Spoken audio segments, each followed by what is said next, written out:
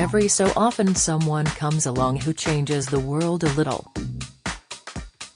Dame Deborah James, who died in June last year, was one of those people. When the computer science teacher was diagnosed with stage 4 bowel cancer, it became her mission not only to educate people on how to look out for the brown cancer but also, as a byproduct, to appreciate every little thing life has to offer. Now a film has been made about her life for the BBC, Deborah James, Bowel Babe in her own words, and it is one of the most heartbreaking and yet life-affirming things you will see this year. Deborah was someone who lived life to the full, grabbing it with both hands even as she knew time was slipping through her fingers. She would dance after chemotherapy, skip in the rain, post poop emojis, anything to get her message heard.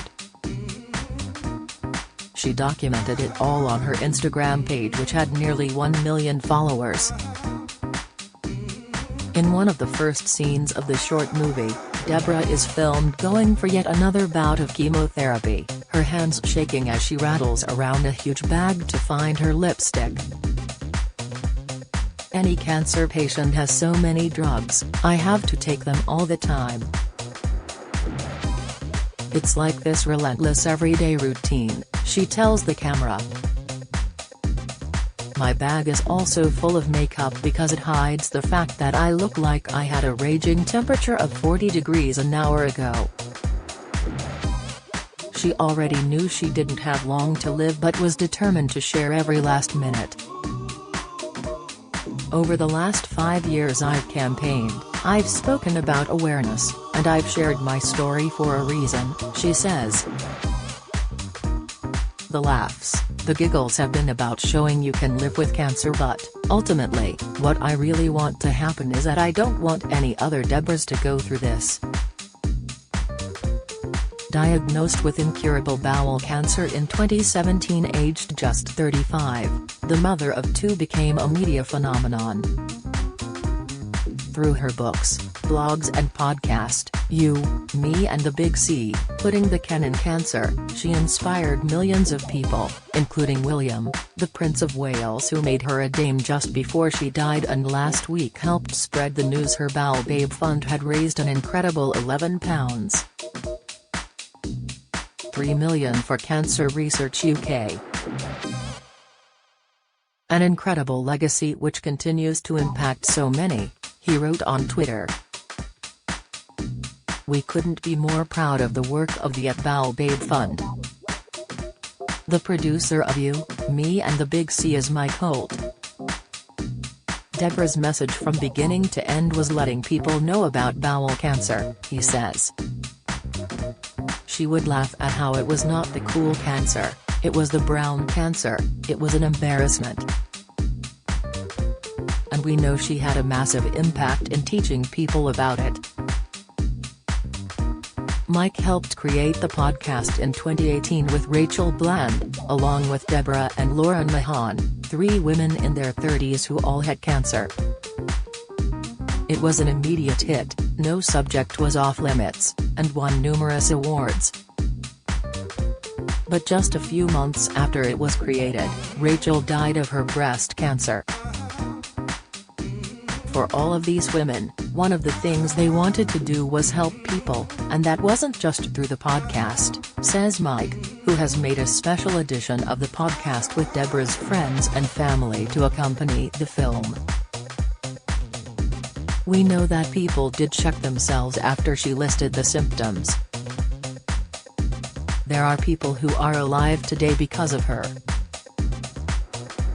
And I know so many people, strangers, who messaged Deborah on Instagram. She always got back to them.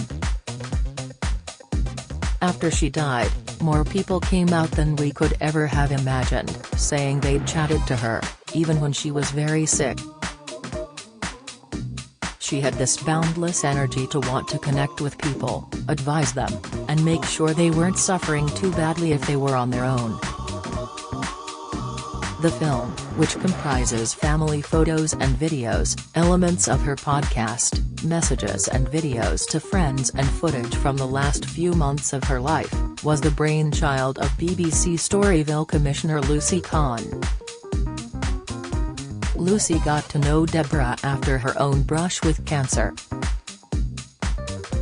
"I was diagnosed with breast cancer just before the first lockdown and I didn't know anyone who had cancer," she explains. "I started listening to you, Me and the Big C, and following all the presenters on Instagram. I loved what she was doing, all the memories she was making for her kids, and most of all how fun she seemed. I was conscious of the fact that, while I was still having treatment, the pandemic meant treatment had stopped for some people, and I wanted to make a film about it for Panorama, which became Britain's cancer crisis." Lucy sent Deborah a message, inviting her to be in the film. Deborah agreed but stressed she didn't want to be portrayed as a victim. Instead, she was the reporter on the film. The two women became firm friends. "Deborah was a natural, and, even though we were making a film about people dying, it was a film with a lot of laughter," Lucy remembers. She kept saying, "Where you've got options, you've got hope," and that wasn't something I had realized before. "Before I met her, I was so scared I was struggling to sleep. But then you meet someone like her and you realize you need to live a little instead of sitting around worrying." That felt so powerful, and I think that is the message she gave to everyone around her. After the documentary aired, Deborah was keen to make a second one to demonstrate how science could be used to cure cancer, but at the same time she was becoming more and more unwell as she began to run out of options. In January 2022 she nearly died and did a series of podcasts from hospital when she thought she was dying, says Lucy. "I remember walking down the street, listening to them, thinking, we need to turn it into a film.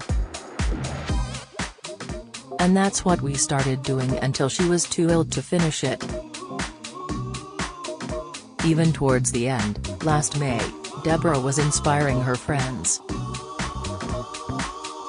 She sent all her friends a message on the Thursday saying she was dying, but by the Monday she'd launched the Bowel Babe Fund and gave everyone something to do, Lucy explains. "I knew I had to finish the film because, at the heart of the science message that she wanted to put across, is the funding that it requires." The last few scenes of the film are heartbreaking as Deborah is filmed making her final podcast with Mike, remembering her late fellow podcaster Rachel Bland and describing her feelings about her own imminent death. "I am amazed at how tired I am," she says. "I've had 5 years knowing this will happen to me and it's still shocking. I am currently in a state of doing death admin, which I remember distinctly Rachel talking about. She is always in my mind.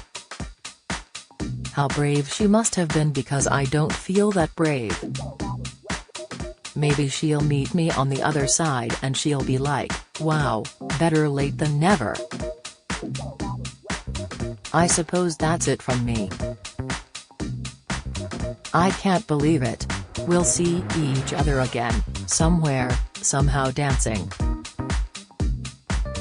And until then, please, please just enjoy life, because it is so precious. All I want right now is more time and more life. Oh, and also, check your poo." Deborah died on June 28 last year, aged just 40, leaving her husband Sebastian and her teenage children Hugo, 15, and Eloise, 13, and an astonishingly courageous legacy. And, as the BBC documentary demonstrates, that legacy lives on today.